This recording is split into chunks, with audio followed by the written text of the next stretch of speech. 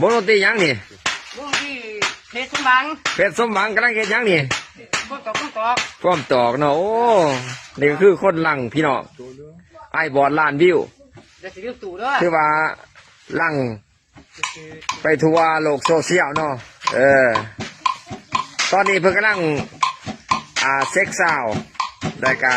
โซ่ความสามารถเพิ่นให้นักท่องเที่ยวที่เป็นทั่วของจานเปาเนาะมาเที่ยวมาส้มมาเบิ่งความสามารถของ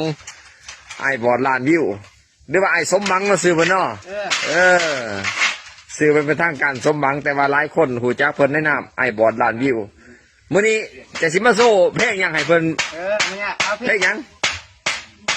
ของเมียก็ได้ของเงินเมียเนาะโอเคอ้าว1 2 3เอาโซ่เลย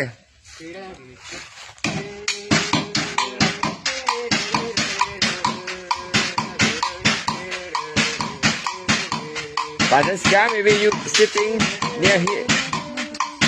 Come. Are you dancing?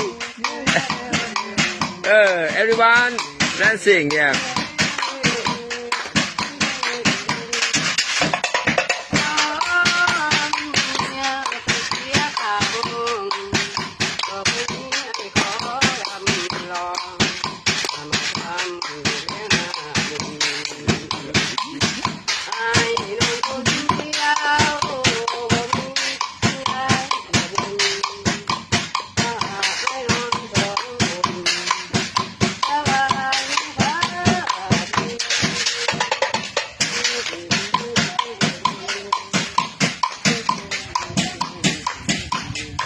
ทานผู้ส้มพี่น้องโอ้ฝรั่งเป็น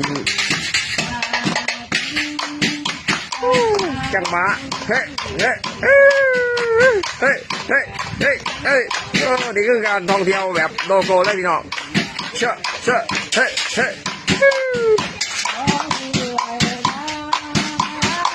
เชื่อเฮ้